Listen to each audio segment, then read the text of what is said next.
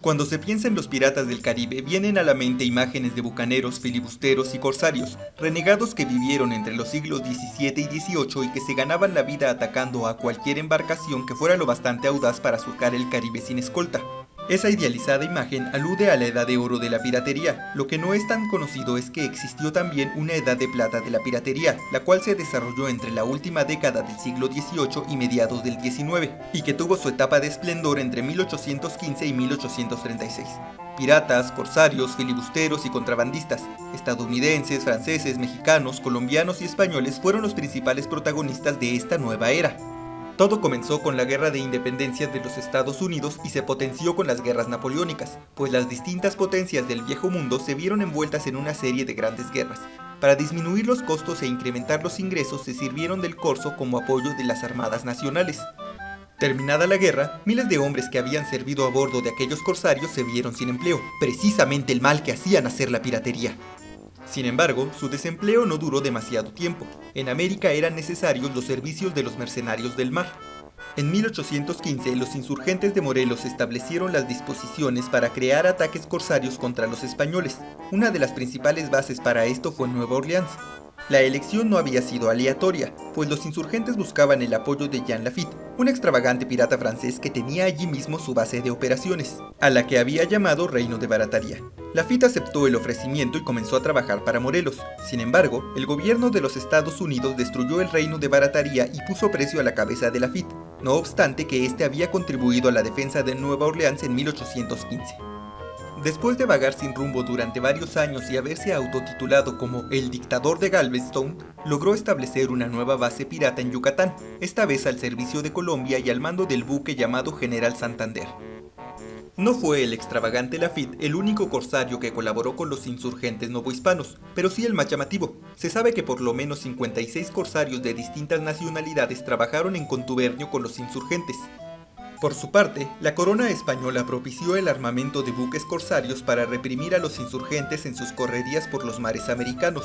Desde Cádiz se habilitaron 44 fragatas, 4 navíos, 2 corbetas, una goleta, un bergantín y queché, y se compraron 12 buques menores para su armamento y con ello intentar sofocar los levantamientos.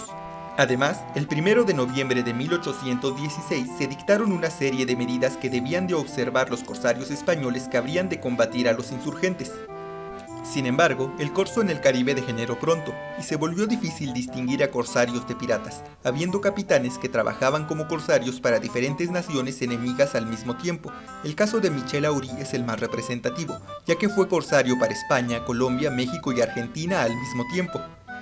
Algunos corsos españoles mezclaban sus actividades piráticas con el tráfico de esclavos africanos, y, aunque en teoría debían limitarse únicamente a atacar embarcaciones mexicanas y colombianas, lo cierto es que entre sus presas había barcos ingleses, estadounidenses e inclusive otros barcos españoles.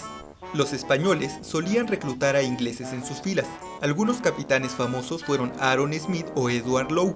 En cambio, los mexicanos solían contratar a franceses como los ya mencionados Jean Lafitte o Michel Aury, a irlandeses como John Galvin o a estadounidenses como David Porter.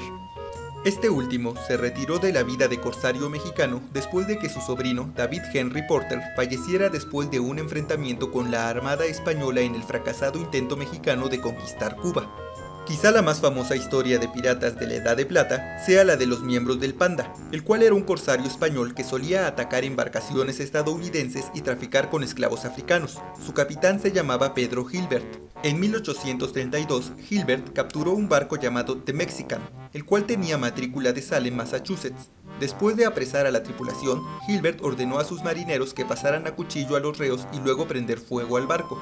En un acto de humanidad, los piratas de Gilbert desobedecieron la orden de pasar por las armas a los marineros del Mexican, lo que permitió a la tripulación del Mexican salir con vida de la situación.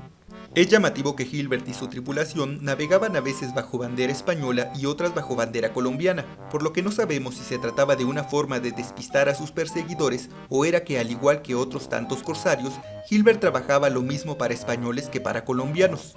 Como sea, el final del Panda no se debió a la pericia de sus perseguidores, sino a un descalabro de la suerte. En 1834, la tripulación del Panda naufragó en las costas de África, donde el capitán inglés Trotter compró a 12 de los piratas a un reyezuelo africano que los tenía presos.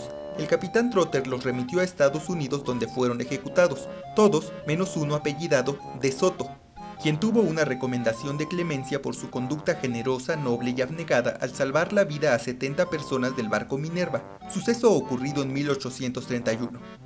Se suele considerar el final del buque corsario Panda como el hecho que marca el fin de la edad de plata de la piratería, no porque los corsarios y piratas desaparecieran, simplemente se considera que después de 1836 las actividades corsarias y piratas en el Caribe bajaron su nivel de intensidad.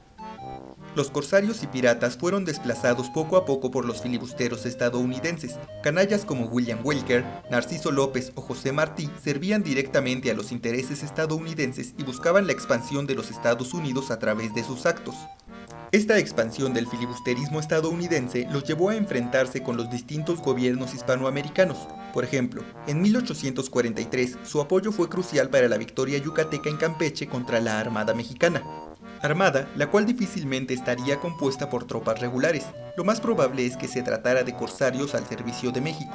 De hecho, el gobierno mexicano siguió echando mano de los corsarios, o por lo menos eso muestra la legislación sobre el corso en la Constitución de 1857.